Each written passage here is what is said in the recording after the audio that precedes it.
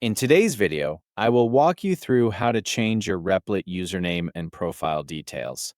To get started, access your Replit account settings.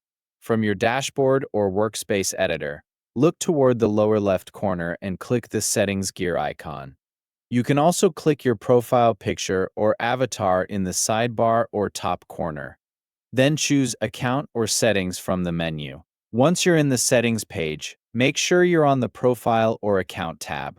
This is where you can update the details that appear on your public profile. To change your profile picture, click on your current avatar. You can upload a new image or choose to sync your profile picture with your connected GitHub or Google account, depending on your preferred option. Next, update your display name if you want to change how your public name appears. Click into the display name field, make your changes, and then move to the bio section. Edit the biography field with the information you want to display on your public profile.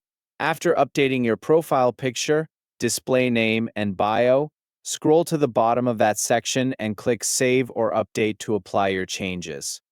If you also want to change your username, click into the username field and enter the new username you want to use. Once you've entered your preferred username, click Submit or Change Username to continue. Before you confirm the change, there is one very important limitation to keep in mind.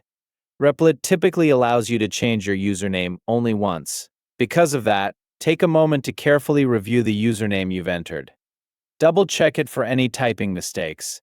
Make sure the capitalization is exactly how you want it, and confirm the formatting before submitting the change. Once the username has been changed, you generally won't be able to easily change it again. After your username is updated, your public Replit profile URL will also change to match your new username. Keep in mind that your previous profile link will stop working immediately.